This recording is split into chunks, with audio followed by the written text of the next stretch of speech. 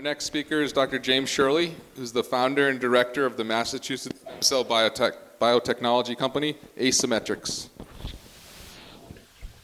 Good afternoon. I want to start by thanking Kyle for another generous invitation to come and participate in this forum. My first time was last year. I had a really marvelous time. Some of you I've become, now I know you, and I think of you as new and really good colleagues. Last year, what I did is I introduced this community to a new technology from Asymmetrex for specific and accurate counting of adult tissue stem cells, be they perinatal or postnatal. And what I want to share today is what's happened in the past year since then, to tell you some of our experience and our efforts to develop this new technology. Many of you in the room have been helpful with that process. I want to thank you for that, and I hope you will continue to give us feedback. There's nothing better than constructive feedback when you're trying to do something new and entering, in some ways, a new field as well. So, to get started, I just mentioned conflict of interest statement. Asymmetrics is a for-profit enterprise, and many of the technologies that I'll tell you about today are things that we're really trying to commercialize as well. So I want to start first. The experience I want to share has sort of two components: what we think we've accomplished in the science, how we've moved the science forward, but also what we've encountered and trying to get more people aware of what this new technology is about, what we've encountered in the industry, both in academia as well as in industry, as we try to sort of let people know about our new counting technology. So in the vein of that second part, I want to start by dealing with two very prevalent misconceptions that we've encountered. And I have to say, I'm often naive when I start new things, and I was naive too about how the field thinks about these issues. So before getting into those misconceptions, I just want to put everybody on my page for how I think about adult tissue stem cells, be they perinatal or postnatal. The very special feature of these cells is their ability to undergo asymmetric self-renewal. And it doesn't matter whether they do it as in this diagram here with single cells dividing, or if they do it as populations of cells. What they do for tissues is to undergo asymmetric divisions that maintain the stem cell blueprint for the tissue, while simultaneously at the same time giving rise to cells that carry out that blueprint.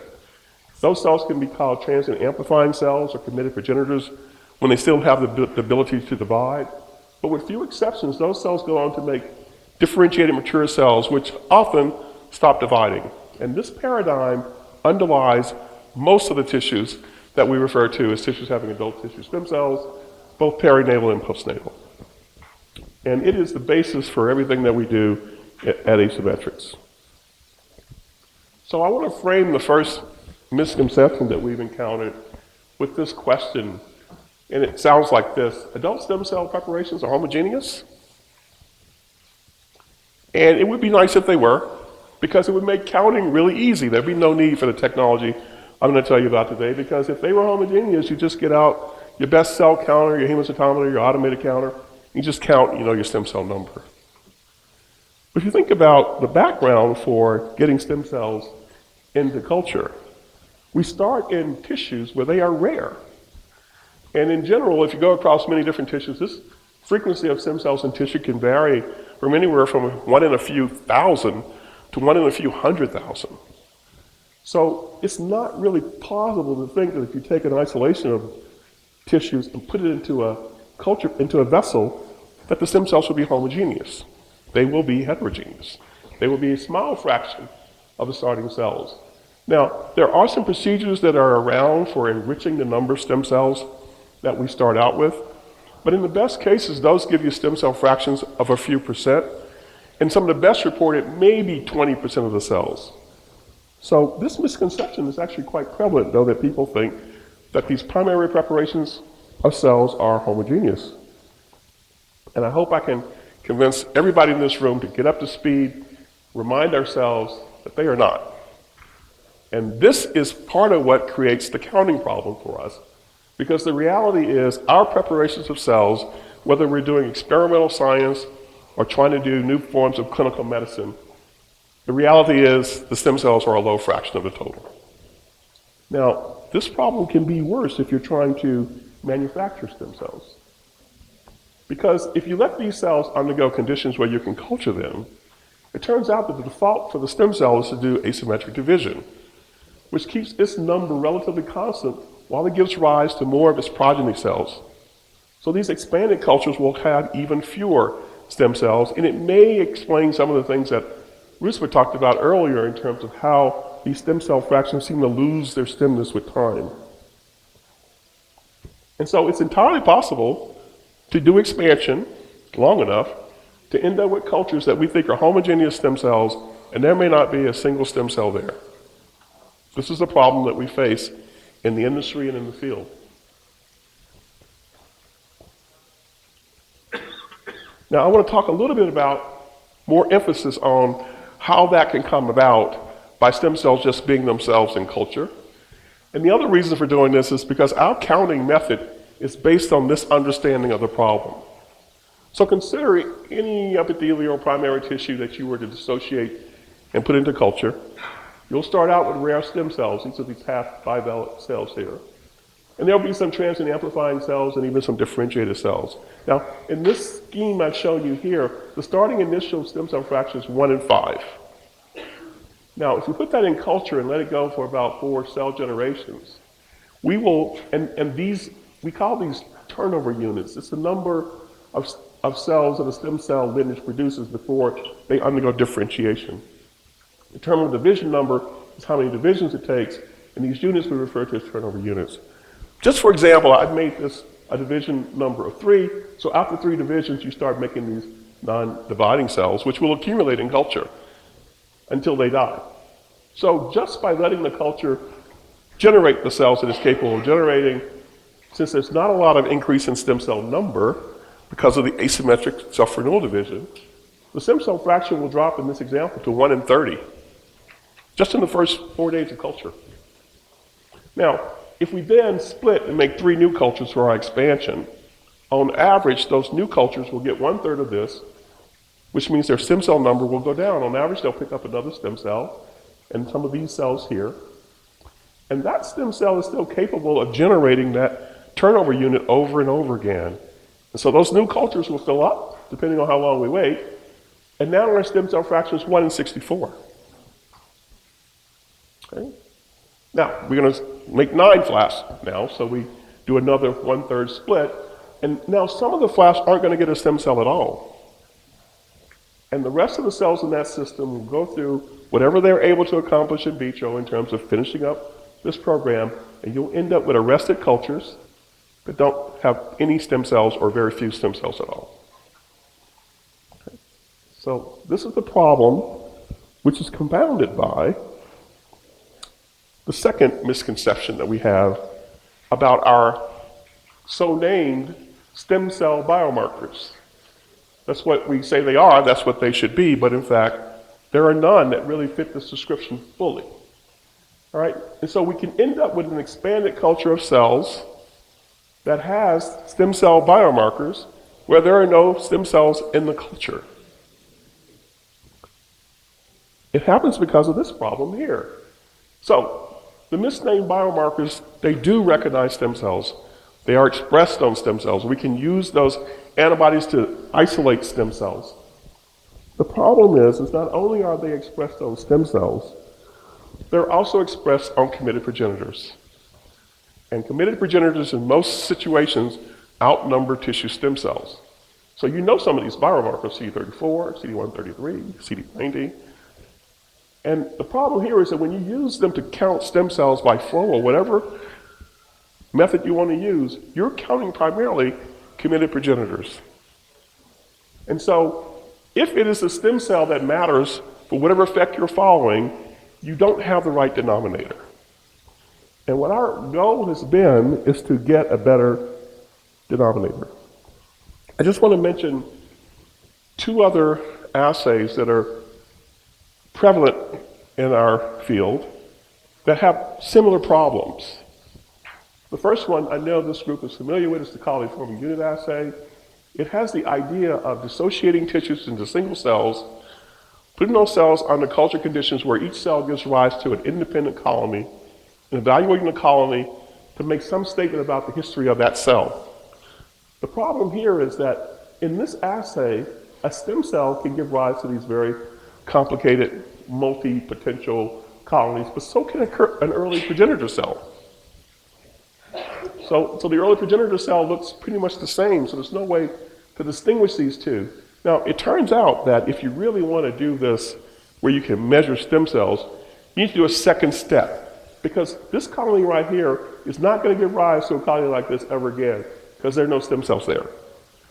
And this colony here can make another colony like that. So it's a two-step colony formation, and I think everyone in this room knows nobody does that. It just would be too involved. It's just too cumbersome to do that. Now, the gold standard for determining stem cell number is limiting dilution, skid mouse repopulation cell assays. And this assay has excellent specificity. So it's designed so if you wait long enough, you'll get scores in this assay, which is dissociating cells, limiting the dilution, so on average you're putting in 1 cell per mouse, and then looking for the reconstitution, in this case, of the human hematopoietic stem cell system in the mouse. Right? So the problem here is that, number one, it only works for hematopoietic stem cells. But even if it did work for other cells, it has a confounding point, and actually Ruspa highlighted this earlier when he talked about the addition of mesenchymal stem cells to this assay, changing the outcome. So even though the same number of cells are going in, engraftment is also an important factor. So you actually can't tell the difference between number and number plus engraftment rates. So if the mouse isn't happy and your engraftment rates are down, you will underscore the number of hematopoietic stem cells. If there's some problem with your cells having trouble finding niches and things like that. So it's very close to what we want with specificity, but it doesn't have the kind of sensitivity that we're looking for. So the message is this here, that if I'm right about what I'm going to tell you today and what I told you last year, this is the first time we've had an opportunity to count tissue stem cells specifically and accurately, because there has been no method before. If you want to read a little bit about the problem that we've had with pushing this forward, if you go to this site here, there's an article that I wrote that was the basis for the original title for this talk that I changed my mind about before I got here. Okay, so what have we done? We have a new method. We call it the AlphaSim test. It's a combination of the principles that I've told you in terms of stem cells and how they divide in culture, how they produce other cells in culture, and technology. And in this case, this is computer simulation that we get from our partner company, AlphaStar Corporation. We put these two things together to come up with a way to count tissue stem cells specifically and accurately. And I'm not going to go into that in great detail, but I just want you to get the essence of what we're doing. So this serial passage-in business, what it does is it makes the stem cell the rate-limiting cell in the system. The output of the number of cells, total cells produced at each passage, is related to the starting number of stem cells, as well as their behavior subsequently in culture. So what we're doing is we're gathering data, simple data, count data at each passage. We're using our software to then go in and extract from that information the number of stem cells at time 0. And so far we've applied this approach to a number of different types of human tissue stem cells listed here. I presented some of this work last year. What I want to talk about more today is that we've been expanding our experience by the fact that we can use our method to go into the literature and look for the kind of data that we need for our analysis, and we can analyze that data and make statements about the stem cells and other people's experiments that have already been done. And I just want to highlight one caveat is that although we do multiple replicates of cultures to get our numbers, these are all going to be based on a singlet data set. So it's one serial culture data set that we use. And here's what we're able to do. So this is a cumulative population doubling plot. where we've done serial culture, their replicate culture's done versus days. If you were to give me that data from your lab right now and add a few other things, we can take that information and turn that into stem cell counts. What we do in our company is we actually run these experiments as well for clients to generate stem cell counts. What else do we need? Well, we need to know the input cell number, total input cell number. We need to know the maximum cell number achieved during the course of those experiments. We need to know how frequently you split the cells and how much you split the cells. Those are anchors in our analysis. And we also need to have some measure of the average viability of the culture over the serial passage. Give us that, and we can use our software to quantify what we call these now stem cell kinetics programs. And what's in these programs start to look familiar now. We get the stem cell number, the number of stem cells in the starting sample that went into culture. We get a very important other number here. It's the frequency at which the stem cell makes it. I haven't talked about this much. I've only been talking about the asymmetric division. But stem cells can obviously divide symmetrically as well, making two stem cells. They don't do that as frequently. But for the manufacturing purposes, that's a really good thing to have happening. So we can also measure how frequently the stem cells in that system divide symmetrically. We can look at this size of this unit here. We call it, I told you earlier, the turnover division number, how many divisions take place. It's a culture phenomenon, but it reflects some aspect of what these cells do in tissues. We can get cell cycle times. There are 3 here. There's a cell cycle time for these transient amplifying cells. There are 2 cell cycle times for the stem cell. The cycle time for making asymmetric divisions and the cycle time for making symmetric divisions. And we also get death rates for all of the cells in the system. But I'm only going to focus today, for simplicity, on the most important death rate in the system. Is the rate at which the cell dies when it's being cultured. So here's the first example of one of these stem cell kinetic programs. This is work out of the company. These are our data. This is CD34 plus selected bone marrow hematopoietic stem cells. The stem cell fraction determined is 3 cells out of 10,000 mononuclear cells as stem cells. We're pleased with that number because, what are we going to compare to? But the best comparison we have is limited dilution skid mouse repopulation studies, in which case that number is 6. This turnover number here that we look at, we are pleased by it because Anthony Ho's lab back in the 90s did some time-lapse studies with cells that were isolated based on the idea that they would have a high fraction of stem cells, and found by time-lapse that there were these cells that would produce these asymmetric units of about 5,000 cells. The other 2 measures we look at here, you can see, this is not even significant. These cells hardly ever do symmetric division in culture. They're very difficult to expand, hematopoietic stem cells. And the death that we see here is really not significant. So with this type of paradigm, we can now start generating similar ones for other types of tissues and ask about similarities and differences. So here's a comparison for postnatal bone marrow. This is the data I just showed you. This is CD34 cord blood hematopoietic stem cells. And right away, there's some really big differences we see here. This is in our data. This is from Duran et al., 1994.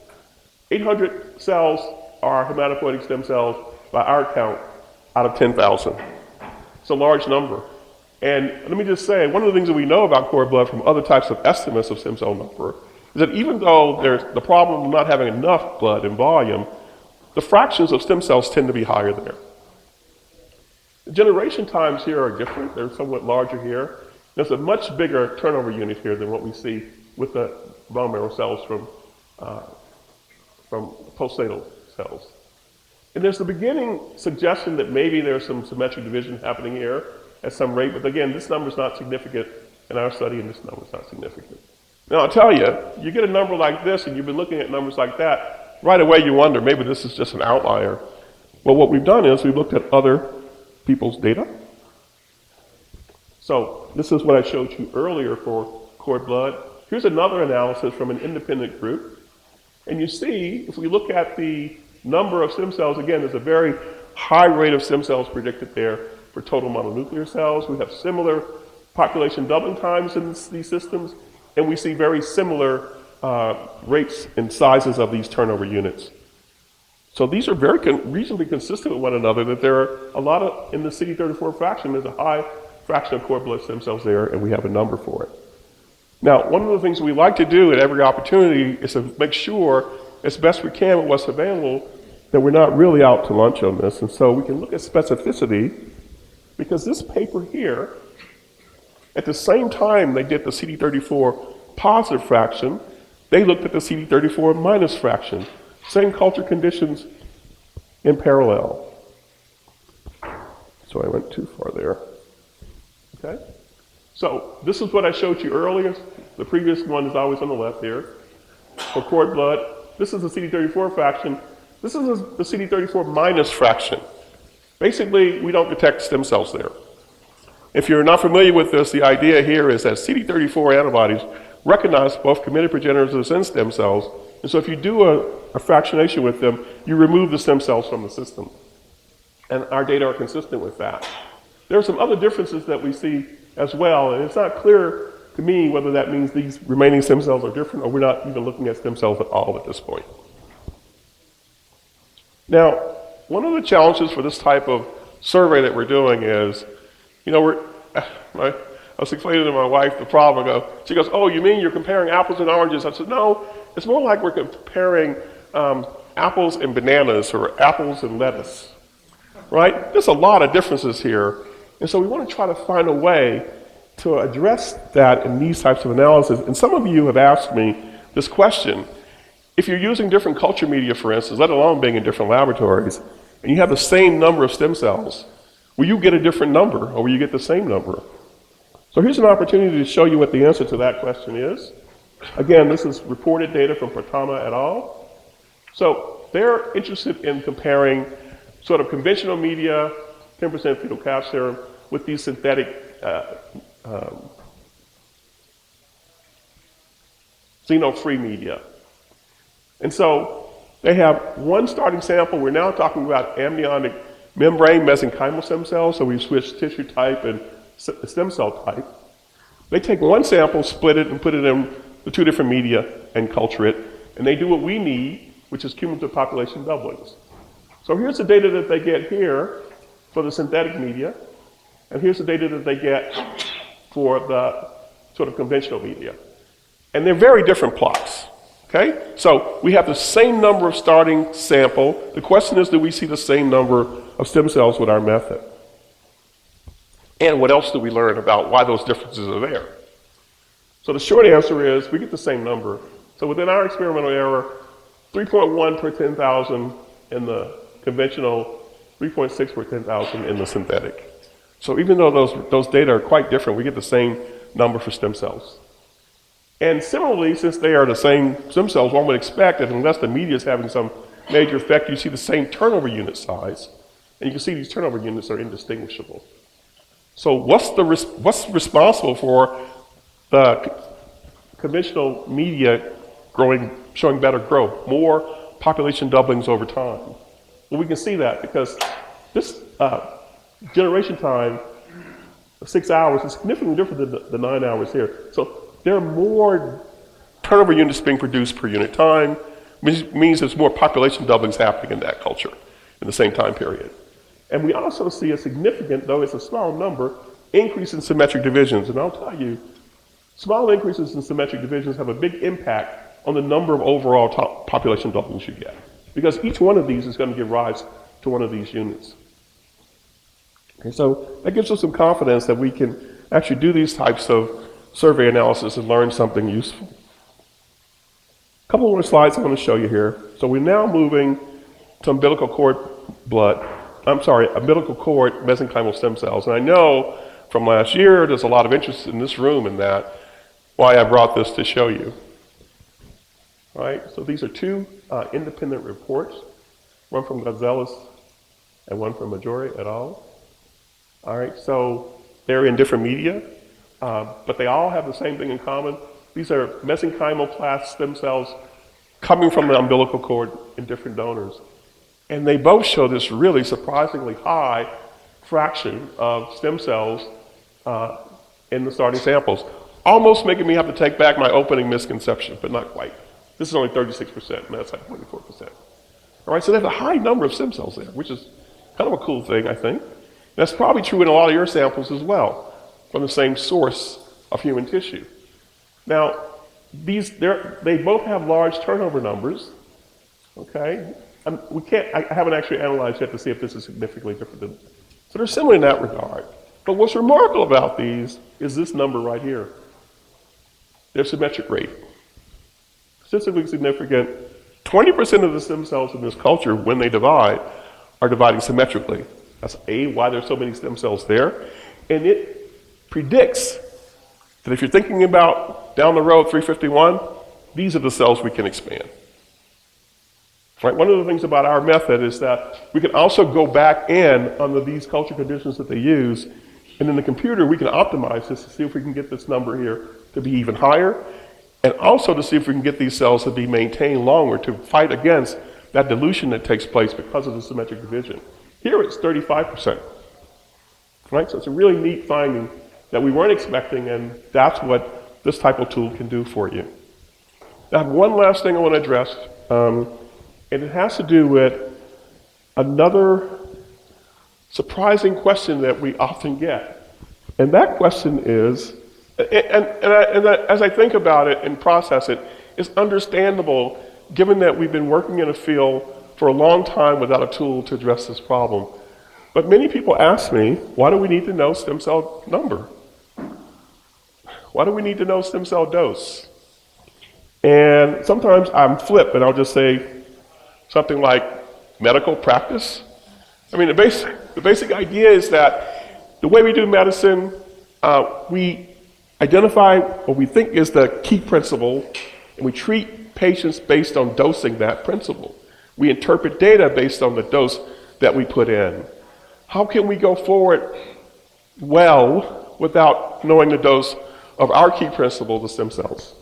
But I want to leave you with this thought here from our data. This is umbilical cord mesenchymal stem cells, which I showed you earlier, 24,000 per 10,000. This is amniotic membrane mesenchymal stem cells, 3 per 10,000. If those stem cells are the key principle benefiting patients, or benefiting you if you're a patient, which one of these would you like to be treated with? Right? Dose matters. And if for no other thing, it helps us to understand what it is we're doing. So I'm going to close there. And again, I thank you for the feedback we've gotten. It's been really helpful to us. I want to encourage you to give us good, constructive, critical feedback going forward. We are trying to continue to validate what we've done. If you've got an idea for validation, some way that you have an idea what your stem cell number should be that we can evaluate, that's going to be helpful to us. And with those of you that we're working with now, we thank you for that interaction. And I'm going to stop there and thank you for your attention here. And I look forward to your questions and comments.